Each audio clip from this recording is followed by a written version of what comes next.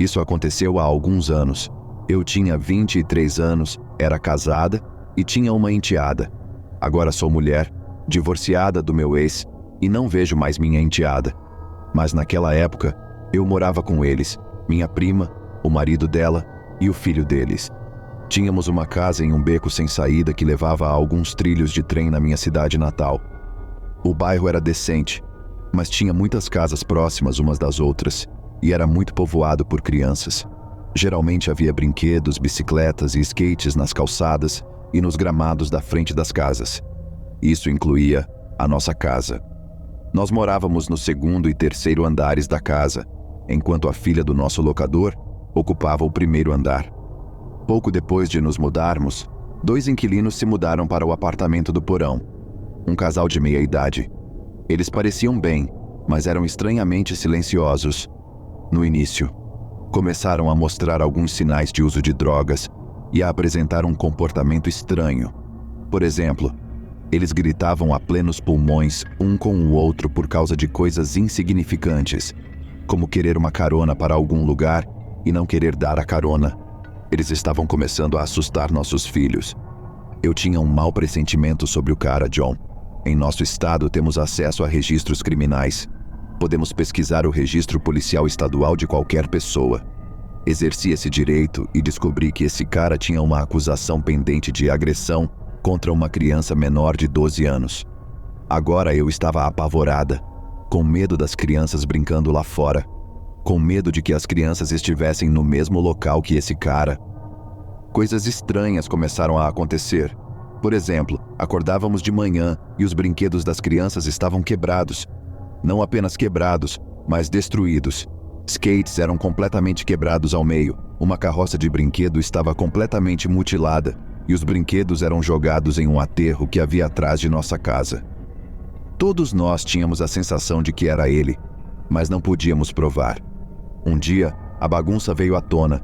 A tensão já havia começado a crescer. Estava claro que não gostávamos um do outro, mas todos eram tão passivos e agressivos em relação a tudo. Até esse dia, eu estava deixando meu ex no trabalho, enquanto minha prima ficava de olho nas crianças, enquanto elas brincavam no quintal cercado da casa do vizinho. Meu telefone tocou quando eu estava a alguns quarteirões de distância de casa. Era a minha prima. Lembro-me dela dizendo: "Acho que vamos ter um problema." Perguntei por quê, e ela disse: "O John está jogando coisas no aterro e derrubando as latas de lixo." Meu primeiro pensamento foi: aquelas coisas estão cheias, ele deve estar fazendo uma bagunça danada. E, cara, eu estava certa. Quando entrei na minha garagem, vi todos os nossos materiais recicláveis espalhados na beira da entrada. Isso fez meu sangue ferver. Saí do carro e olhei para a porta dele na lateral da casa. Eu o vi jogar algo pela porta e nos olhamos. Assim que isso aconteceu, aproveitei a chance para confrontá-lo. Gritei para ele: "Qual é a porcaria do seu problema? Por que está jogando porcaria em todo lugar?" Ele não demorou nem um minuto. Ele literalmente começou a me atacar, dizendo: "Que diabos você vai fazer sobre isso?" Quando ele chegou perto de mim e estava prestes a colocar as mãos em mim, eu dei um soco. Dei um soco no rosto desse homem, de no mínimo 1,85 m. Não o nocauteei exatamente, mas o derrubei. Ele caiu para trás e meio que esbarrou em sua van e caiu de bunda na frente dela. Para colocar as coisas em perspectiva, tenho 1,70 m e na época eu tinha um pouco mais de peso. Então não era uma garotinha indefesa. Depois disso, ele se levantou. Vingativo. Ele deu soco após soco, após soco. Eu também. Estava começando a ficar fraca. Meus braços pareciam espaguete e eu não conseguia enxergar nada. Eu podia ouvir minha enteada gritando e meu primo gritando por socorro da janela do andar de cima. Limpei os olhos e, para minha surpresa, vi meu outro vizinho segurando John. Ele ainda estava tentando me atacar mesmo estando imobilizado. Eu estava sangrando muito. Não percebi na hora, mas meu nariz estava quebrado. Minha prima de 1,5 m estava no meu quintal com uma cadeira de metal na cabeça e minha enteada foi levada para dentro com os filhos do outro vizinho. John estava gritando comigo, dizendo que meu pássaro cagava na casa dele. embora meu pássaro estivesse 3 andares acima dele e nem sequer cagasse no meu andar. Eu só gritava de volta para ele, chamando-o de louco, de babaca e dizendo que ninguém o queria aqui. Parecia um segmento de Jerry Springer e uma luta livre. Subi correndo as escadas para procurar o marido da minha prima e ele estava na janela chamando a polícia. Quando percebi que ele era inútil, voltei para a rua. John tinha ido embora. Ele fugiu. O resgate e a polícia chegaram e eu fui interrogada, depois levada para o hospital. Recebi alta logo depois e estava prestes a sair para buscar meu ex, que ainda nem sabia o que havia acontecido, mas não conseguia encontrar minhas chaves. As chaves do carro e da casa. Procuramos em todos os lugares e não conseguimos encontrá-las. Comecei a pensar que John os havia roubado antes de ir embora. Mas elas estavam com meu telefone. Por que ele não teria levado meu telefone? Liguei para a delegacia de polícia e me informaram que ele havia sido pego. Dei um tiro no escuro e perguntei se haviam encontrado minhas chaves com ele. Descrevi minhas chaves. Chaveiro verde do taco do NY Yankees, etc. Eles confirmaram que sim, ele estava com elas. Perguntaram-me se eu gostaria de apresentar queixa. É claro que eu disse sim. Havia uma ordem de não contato ativa, mas tecnicamente eles não podiam obrigá-lo a sair de casa. Isso dependia do meu locador. Meu locador os expulsou de casa, não antes que eles conseguissem incluir alguma perseguição e assédio. Meus bons vizinhos ligaram suas câmeras de segurança de frente para nossa casa. Certa manhã, a namorada dele estava na frente da casa gritando todo tipo de coisa desagradável para nós. Quando vimos a filmagem, o que não pudemos ver foi que ele estava parado bem na nossa porta. Ela era a isca, ele era o anzol. Graças a Deus não mordemos. Nós o pegamos fazendo outras coisas assustadoras, como ele arrastando-se em volta do meu carro. Sem fazer nada, apenas rastejando pelo carro como se fosse um gato ou algo assim. Coisa estranha. Eles se mudaram e tudo ficou em paz pelo resto do tempo em que estivemos lá. Ainda os vejo aqui e ali, geralmente andando e parecendo irritados.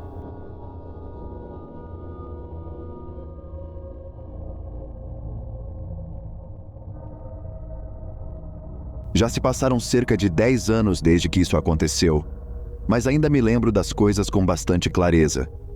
Devo observar que essa história é contada do meu ponto de vista e gostaria de ter a perspectiva da minha mãe também. Ela simplesmente não se lembra dos eventos tão bem quanto eu. Para contextualizar, eu morava em uma cidade de médio porte no sul dos Estados Unidos, onde a principal coisa a fazer na época era ir ao shopping. Claro, tínhamos cinemas e algumas pistas de boliche, mas além disso, não havia muito o que fazer na cidade. Minha mãe trabalhava em uma loja de departamentos localizada no shopping e, não tendo nada melhor para fazer, eu ia regularmente sentar na sala de descanso enquanto ela trabalhava. Isso me dava um motivo para sair de casa, e se eu quisesse, podia passear pelo shopping ou comprar algo para comer na praça de alimentação. Sinceramente, porém, eu era tímida e preferia ficar na sala de descanso jogando videogame no meu Nintendo 3DS.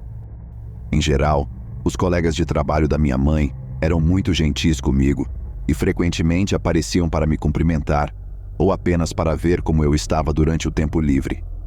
Se eu tivesse a sorte de ir com a minha mãe nos fins de semana, geralmente conseguia convencê-la a buscar minha amiga.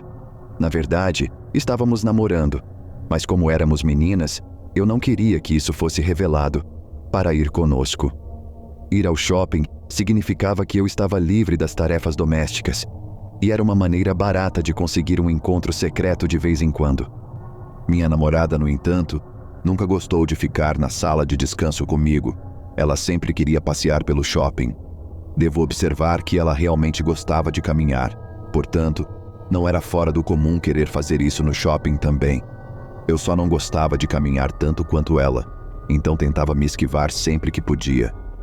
Em geral, eu conseguia convencê-la a ir até uma loja próxima e dar uma olhada ou a pegar algo na praça de alimentação em vez de caminhar, mas percebi rapidamente que ela não estava tentando realmente me fazer caminhar.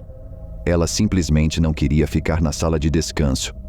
Minha namorada era mais perspicaz do que eu, e presumi que ela simplesmente não gostava do ambiente da sala de descanso por algum motivo. Por um tempo deixei passar, mas acabei ficando frustrada e perguntei diretamente o que realmente a estava incomodando na sala de descanso. Achei que ela fosse me dizer que era muito apertada, ou que as luzes que se apagavam aleatoriamente a deixavam desconfortável, coisas que também me incomodavam. Mas não. O que ela me disse foi que ouvia coisas no teto, como se alguém estivesse andando por lá. Eu havia aprendido com minha mãe que havia um cômodo no teto, mas não era para andar, era para manutenção. A maioria das coisas lá dentro era fiação e isolamento, mas tecnicamente alguém poderia subir lá. Então contei isso à minha namorada e disse que provavelmente era um funcionário que estava lá para consertar coisas. Ela disse que não havia problema, mas que não gostava muito daquilo e ainda preferia caminhar ou sentar-se na praça de alimentação. Eu entendia seu desconforto e queria ajudar, então concordei. Tínhamos um relacionamento muito bom no sentido da comunicação, e embora eu tenha ficado irritada, queria garantir que ela se sentisse confortável. Mais tarde naquele dia, mencionei o que minha namorada havia me dito e perguntei o que estavam consertando no teto. No entanto, minha mãe pareceu aflita e disse que não estavam consertando nada naquele dia, mas queria que eu visse algo. Minha mãe me levou para a sala de recebimento da loja de departamentos, que era apenas uma sala nos fundos, cheia de caixas e lixo aleatório que a loja colocaria à venda. O layout dessa sala, no entanto, era uma espécie de L. Uma parte do L era usada para receber, mas a outra parte era o caminho para o teto. Devo esclarecer nesta próxima parte que para entrar no teto, a loja teria de chamar a equipe de manutenção do shopping. Eles não tinham uma escada nem nada à mão para subir lá, pois seria um risco à segurança. A única coisa que essa área em particular tinha era uma escotilha que levava ao teto, só isso. Portanto, não é preciso dizer que fiquei horrorizada ao ver o que pareciam ser marcas de garras subindo pela parede até a escotilha. Ainda me lembro da aparência delas. Cortes marrons que haviam sido cavados na parede de concreto da sala de recepção. Perguntei à minha mãe se era uma pegadinha, mas ela me disse que não era a primeira vez que isso acontecia e que não tinha como saber que eu perguntaria sobre isso. De acordo com ela, essas marcas estranhas apareceram várias vezes ao longo de alguns meses. A cada vez, a loja chamava as equipes de segurança e manutenção do shopping, que limpavam a parede e depois iam até o teto para investigar. No entanto, nada resultava de suas buscas, e eles acabaram desistindo de lidar com as marcas. A única explicação que os seguranças do shopping deram foi que provavelmente se tratava de um sem-teto que havia entrado no teto por pura força de vontade e que era muito bom em se esconder durante as buscas. Depois disso, parei de ficar no shopping com minha mãe e sempre que eu queria que minha namorada viesse, encontrávamos outro lugar para ir durante o dia. Às vezes, ela ia até minha casa e assistíamos à TV ou algo assim, mas não me sentia segura em voltar para a sala de descanso depois disso. Eu sabia que nada havia acontecido até aquele momento, mas sinceramente, não queria arriscar. Então, para quem quer que seja, ou o que quer que seja, que estava andando pelo teto do local de trabalho da minha mãe, espero que nunca nos encontremos.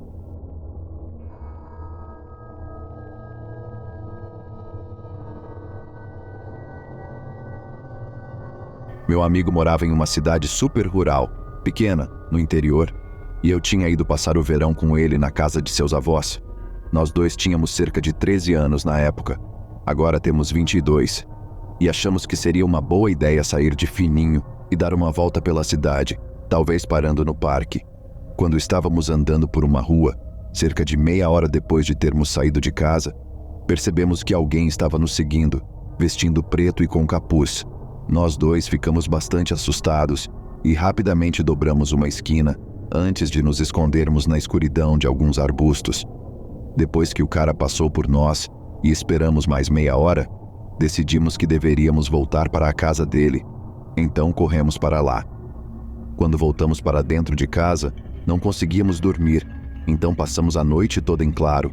Na manhã seguinte, vimos no noticiário que uma mulher havia sido esfaqueada, agredida e morta exatamente na mesma estrada em que estávamos naquela noite. E não pudemos deixar de nos perguntar se o agressor era o homem que estava nos seguindo. É seguro dizer que não saímos mais às escondidas depois disso. Detalhes adicionais. Acreditamos que o homem estava nos seguindo devido a vários fatores. Primeiro, eram 3 da manhã e ele foi a única outra pessoa que vimos na área, o que é muito raro de se ver alguém tão tarde em uma cidade pequena. Em segundo lugar, ele estava vestindo preto, calças de corrida e um capuz com o capuz levantado. Estava bem quente lá fora, já que era verão, então me pareceu estranho. Terceiro, toda vez que parávamos e olhávamos para trás, ele agia como se estivesse procurando alguma coisa, mas quando voltávamos a andar, ele fazia o mesmo. Parecia suspeito e tivemos um mau pressentimento, então nos escondemos. Além disso, não contamos à polícia porque estávamos com medo. Também não tínhamos muitas informações para dar a eles, além do fato de que era um homem e ele estava vestido de preto. Achamos que não poderíamos ajudar em nada. Se eu fosse um adulto na época, com certeza teria relatado algo, mas eu era apenas uma criança.